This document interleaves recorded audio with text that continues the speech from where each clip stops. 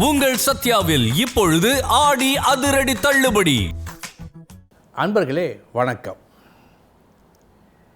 இன்றைய தினம் 21/7/2026 செவ்வாய்க்கிழமை, சித்திரை நட்சத்திரம். வாஸ்து விஞ்ஞான முறைக்கு உட்பட்டதா? ஆம், உட்பட்டதுதான். இதற்கு உண்டான விளக்கத்தை சொன்னால் யாரும் மறுக்க முடியாது. அப்படிப்பட்ட ஒரு சரியான விளக்கம் இதற்கு உண்டு. அது என்ன? இப்பொழுது இரவு பகல் ஏற்படுகிறது. அதனுடைய காரணம் என்ன? பூமியின் சுழற்சி கிழக்கு நோக்கி நகர்ந்து, அப்படி கிழக்கு நோக்கி செல்லும்போது பகல், மீண்டும் இந்த பக்கம் வரும்போது இருட்டு. எனவே இரவு பகல் என்று வருகிறது. பூமியின் சுழற்சியால் சூரியனை நோக்கி சுற்றுகிறது. கிழக்கே இருக்கும் சூரியனை நோக்கி சுற்றுகிறது. அது சூரியனை நோக்கி செல்லும்போது பகல், மறைவிடத்திற்கு வரும்போது இரவு, மீண்டும் பகல். இதுதான் கணக்கு. விஞ்ஞானம் ஒப்புக்கொண்ட கணக்கு, யாரும் மறுக்க முடியாத கணக்கு. இப்பொழுது பூமி கிழக்கு நோக்கி சுற்றுகிறது. ஒரு பள்ளத்தை நோக்கி வேகமாக நகருகிறது, சுற்றுகிறது. அப்போது ஒரு பள்ளத்தை நோக்கி நாம் நகருகிறோம். நாம் தலையை முன்னுக்கு கொண்டு சென்றால் கீழே விழுந்து விடுவோம்.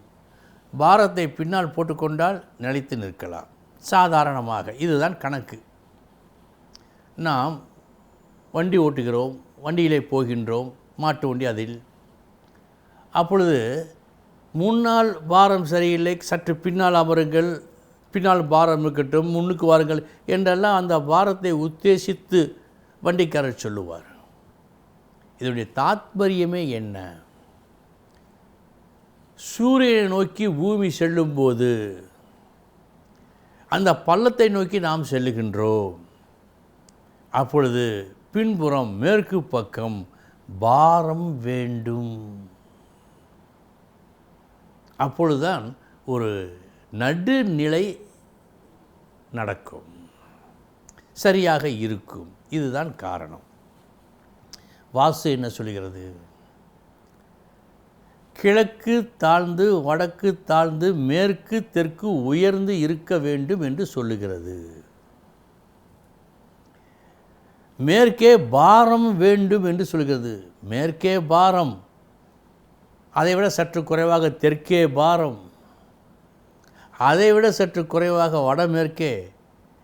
எல்லாவற்றையும் விட பாரமே இல்லாத தன்மையாக இருந்தால் கூட நல்லது, அல்லது சொற்ப பாரம் வடக்கே, வடகிழக்கே.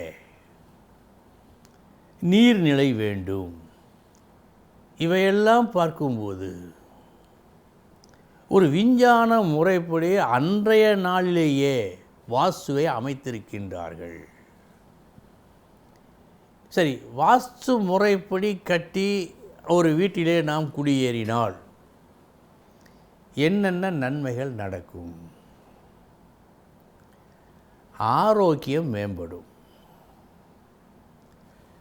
கோபம், எரிச்சல், வெறுப்பு குறையும். அதனால் சண்டை சச்சரவுகள் குறையும், நோயும் குறையும்.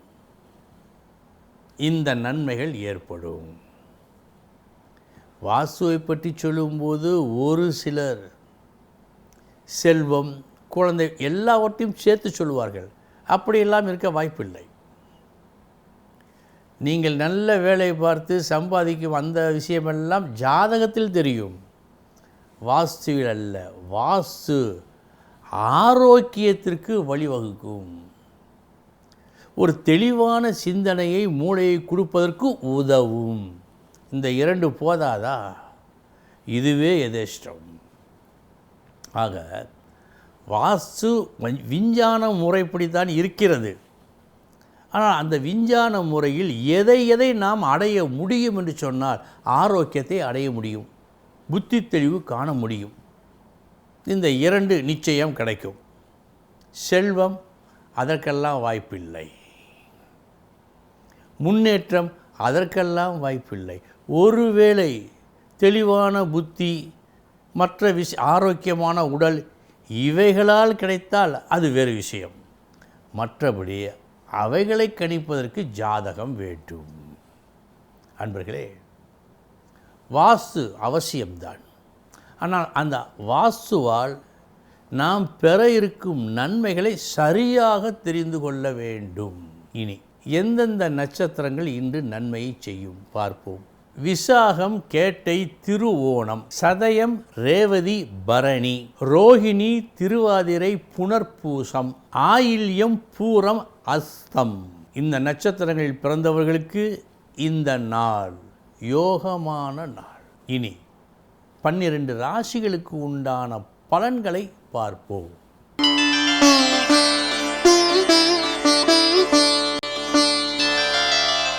மேசராசி அன்பர்களே,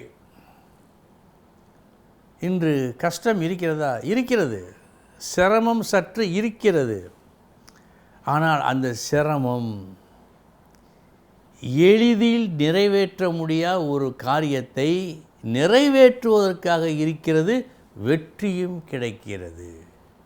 கஷ்டம் கொஞ்சம், லாபம் அதிகம்.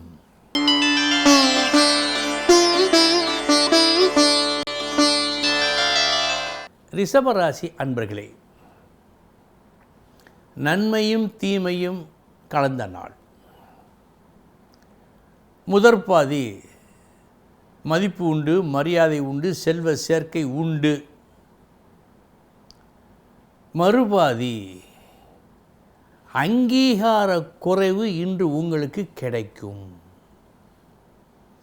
ஏதேனும் ஒரு விஷயத்தை நீங்கள் முடிக்க வேண்டும் என்று நினைத்தால் மதியத்திற்குள் முடித்து விடுங்கள்.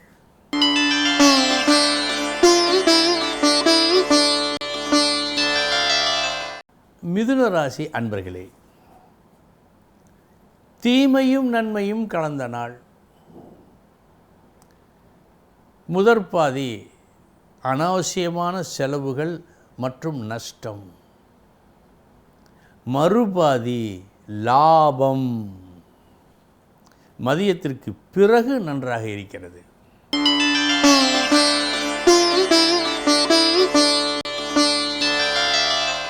கடகராசி அன்பர்களே, முயற்சி நிறைய இருக்கிறது.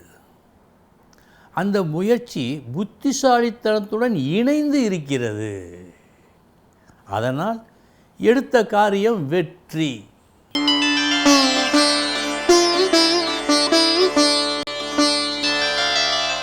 சிம்மராசி அன்பர்களே, இன்று உங்களது பேச்சு எல்லோரையும் கவரும் வகையில் இருக்கிறது. மற்றவர்களுக்கு பாடமாகவும் அது இருக்கும். திறமையான, புலமையான, தர்மத்தை உத்தேசித்து பேசும் பேச்சு இன்று உங்கள் பேச்சு. பேச்சால் இன்று உங்களை பலர் மதிப்பார்கள்.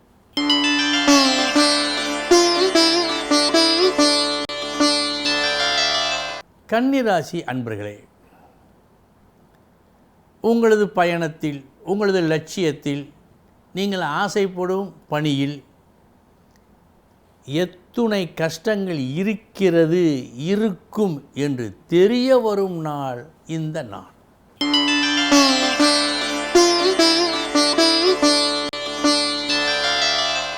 துலாம் ராசி அன்பர்களே, உங்களது பேச்சும் செயலும் நாளைய தினம் நன்றாக இருக்க வேண்டும் என்பதற்காக இருக்கிறது. இன்று நாளைய தின நன்மையை கருதி இன்றைய தின செயல்கள் உங்களுக்கு உண்டு.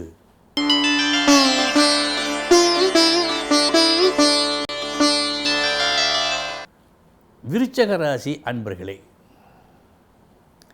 நிறைந்த லாபம் உண்டு. குறைந்த கஷ்டம் உண்டு.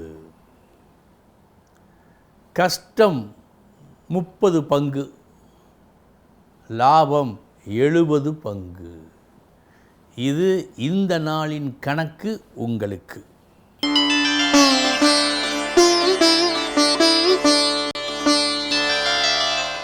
தனுசு ராசி அன்பர்களே, தீவிரமாக யோசித்து பார்த்து எந்த வகையிலும் எந்த விதமான துன்பமும் கொடுக்காத ஒரு செயலை அறிந்து அந்த செயலை இன்று நீங்கள் நல்லபடியாக செய்து முடிக்கின்றீர்கள். சொல்லப்போனால் ஒரு சாதனையை நீங்கள் நிகழ்த்தும் நாள் இந்த நாள்.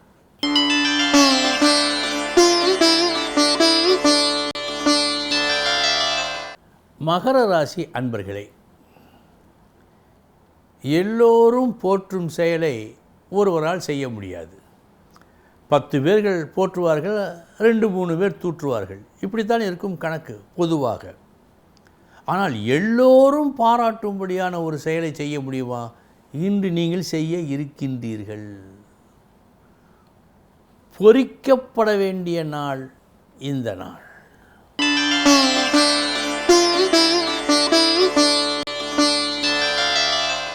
கும்பராசி அன்பர்களே, தைரியமாக ஒரு புது வேலையை, புது மார்க்கத்தை கையில் எடுத்து அதை முயற்சியுடன் செய்து எடுத்த காரியத்தில் மாபெரும் வெற்றியை இன்று நீங்கள் காண்பீர்கள். கும்பராசிக்கு இந்த நாள் நல்ல நாள்.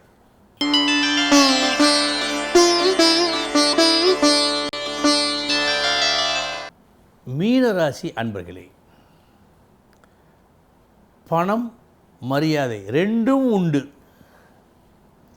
குறிப்பாக இதுவரை அவ்வளவாக மதிப்பு தராதவர்கள் கூட இன்றைய தினம் உங்களுக்கு மதிப்பினை கொடுப்பார்கள். அப்படிப்பட்ட நல்ல நாளாக இந்த நாள் காட்டுகிறது. அன்பர்களே, இதுவரை 12 ராசிகளுக்கு உண்டான பலன்களை பார்த்தோம். நாளைய தினம் முக்கிய செய்தியோடு சந்திக்கிறேன். வணக்கம். உங்கள் சத்யாவில் இப்பொழுது ஆடி அதிரடி தள்ளுபடி.